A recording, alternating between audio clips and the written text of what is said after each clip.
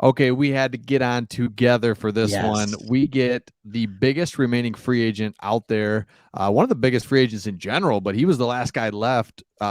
CJ Gardner Johnson, Yes. safety, fills a huge need for us. Craig, just initial thoughts as you got the news that he came to Detroit. Shocked. I Mm-hmm. think that's the first word. And here's the crazy thing. I had just filmed a video. I had put it out 2 hours before the signing got released, talking about how we were making moves that could allow us to get one more big name free agent. Mm-hmm. And just like there was a really good article, and it's just like, okay, I didn't know who it would be. I didn't know what it would look like. And then when we ended up with CJ Gardner Johnson, I think he was the guy that a lot of Lions fans were like, we need secondary help. This is the guy. And Yeah. then we went out and got Cam Sutton, and we're like, who's Cam Sutton? That looks good. And then we went out and got Mosley, and we're like, that looks good too. Brad Holmes loves guys with torn ACLs. And so we were excited about that. And then we end up with the biggest prize at the very end. He is so multiple, Chris. Like, that's my biggest takeaway is how multiple he is. And he can play so many positions. Yeah. And I think for me, the big picture was okay, he's one that I just kind of wrote off because it's like, yeah, of course we'd like him, and we're not going to go after the big name. We're not going to give the big contract. We're just not going to do that. That's totally fine with me. And Right. then so to get him, and then to get him on a 1-year deal, just it's like, yeah, oh, what? This is Yep. perfect because we go out, we get a starting corner from Pittsburgh, we get a starting corner from San Francisco, and we get Yep. the starting corner or starting safety from the Eagles. He We can play just took, everything. But yes, he was a yeah, safety. but we took 3 starters from good teams, and now they're on our team, and Yes. it's like, okay, that's exactly where we needed guys. So now I'm gonna talk with my hands just for a second, but you take that Do it. Akuda and like the Mike Hughes guy level that we're down here. Now we've added these starters, and now the Akudas of the world are now our backups. And what a difference, right? So the Yep. Akudas and the other, I can't think of the other. Jacobs. Yep, Jacobs are Yep. now your kind of rotational guys, and it's like, dude, And and they'll play Harris. and there'll be injuries, but that's the whole point. Is now you're bringing in, yeah, we've just elevated the secondary just like that. So I love it. We we've elevated the secondary. We've gone from guys who regularly started. If we draft a corner, you're going from a guy who regularly started last year to he's not going to make the team. Yeah. Like, and I think that's the crazy thing. So do you put Gardner? And here's the other question we have to ask ourselves: do you put him in the slot? Do you, Mhm. or the nickel, I guess is the best way to say it. Do you put him at safety? And I just want to throw a couple things at you. He played primarily nickel when he was in New Orleans under Aaron Glenn. Now he played safety as well, but he played a lot Yes. of nickel. And he did good. I mean, he had good ratings. He didn't give up a lot of yards. He had a good amount of tackles. But last year in Philly, when he played primarily, and by primarily I mean like 70% or so out of the safety position in 12 games, Chris, he had 6 interceptions. Mm. And he was just a turnover machine.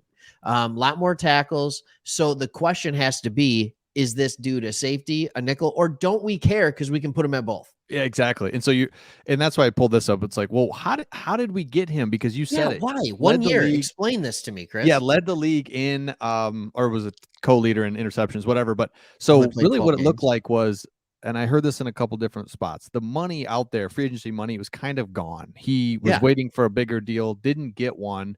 And so he then realized, okay, I'm gonna take 1 year and get what I can get. So Eagles made an early multi-year offer for him, but they decided, hey, we're not going to wait around for him. Let's go to Bradbury and then extend Slay, because remember they released Slay, probably making room. They re-signed Slay. So then, Oh my goodness. Hey, can I ask you a question before you go to this next part? yep. Would you rather have Slay at like 20 million or Gardner Johnson at what we got him for Oh 8? yeah, and Slay's like 32 or Yeah, something. he's old. Yeah. So absolutely take our I guy. understand he's an outside corner, which is more valuable. Whatever. Exactly. I know. But so then his agency then tweets this out just to be like, yo, everybody, like we're not he's not stupid, but 1 year deal, 8 million. So what he's saying here is I'm gonna get a 1 year deal, I'm gonna get 8 million this year versus a 3 year, $24 million year when 17 million of that was coming in year 3. So basically Yep. that 3 year deal that the Eagles offered him was not real. It was Yeah, it not a wasn't real, and it's not going to be guaranteed money. yep. And in year 3, they're just going to cut him. after he plays 2 years cheap, and now he's 2 years older trying to get a long contract. Exactly. So So he bet on himself. He said, "No, I'm gonna play a year in Detroit, and then I'm gonna go out there." And he should be a guy who should get that Cam Sutton money easily, right? His next contract should be 3 years, 33, 35, 40 million, somewhere in that range. 45 absolutely. if he plays well. And you're getting a guy. So we're getting that guy. We are getting the guy that's like people in his camp are saying, lock in this year, man. And Yeah. you can have a big, big contract next year. So we're going to get that Yeah. player that's locked in and ready to go. So here's just some interesting tweets from some of the people out there, Craig. I want to get your reaction. So Okay. Ben Solak, he's a big, not PFF, but the Ringer, I think, guy. Ah, Good, the ringer. yeah, good signing for the Lions. But here's something that we got to understand about this guy that I didn't really know is some people are calling him a risk, and I'll get to that here in a second. Right here, stand by, Well, Craig. I'm getting to it. well, no, and I Yeah. understand that. And while you're getting to it, take your time. I want to talk about the risk thing. Like Yes. he played 12 games last year. He played 12 games the year before. So maybe they're talking about the injury thing. Went back all the way to high school when Aaron Glenn first met this guy.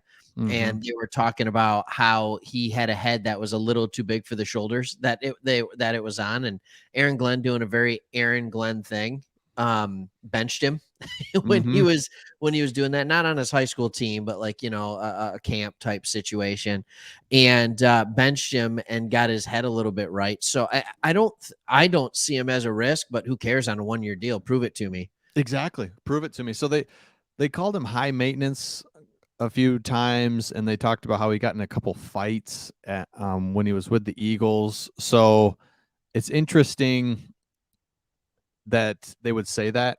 Basically, that he's a high risk guy. So I'm basically what I just want to point out was it's not all roses. I guess there's a little baggage here with him, Yeah. but like you said, a 1 year deal. Who cares?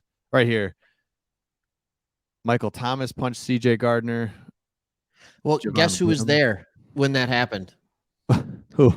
Dan Campbell and Aaron Glenn. That's right.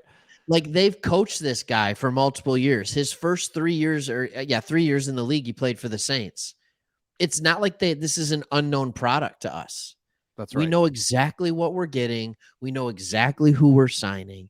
I think Brad Holmes and Dan Campbell and Aaron Glenn have proven trustworthy enough that if they give the green light on this guy, we should give the green light too. Mhm. And it doesn't hamstring us for the future. It just Mhm. doesn't. It's a good, really risk-free signing, in my opinion. Like you can talk about whatever you want. This is just news. I don't know. Mhm. Whatever, the whole Michael Thomas thing. So CJ Gardner Johnson got punched. Well, we shouldn't give him a lot of money. What? Exactly. Yep. He didn't punch Michael Thomas. What's going on?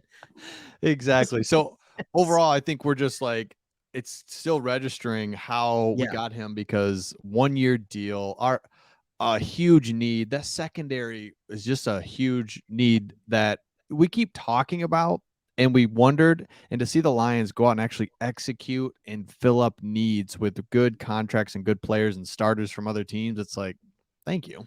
It's a full roster now, Yep. Chris. Like it's a full roster. And somehow the position that you would say has need is a position that had nobody was even thinking about when we were going into the offseason is wide receiver. Mhm. And like our secondary has 3, 4, 5 proven starters in it. It's just 5 proven starters. And it's just like we went from last year having 1, yep. and then that guy tore his Achilles, to 5. And I'm Yeah. just like, "Hello, We thank went you so from much." yeah, And it wasn't that AJ expensive. AJ Parker, right? It's like, "Oh, AJ Parker, can you make Yeah. it?" He's like, Oruwariye? Let's yeah, go. jeez, No, to just no. solid. So yeah, let us know your thoughts in the comments. This is a huge, massive pickup Big that we signing. did not expect. We love it. We're excited for the Lions. We got more to come on Yep. just the whole team, the free agency, all the stuff. But we want to touch on this move for the Lions. So let us know your thoughts in the comments, and we'll see you on the next one.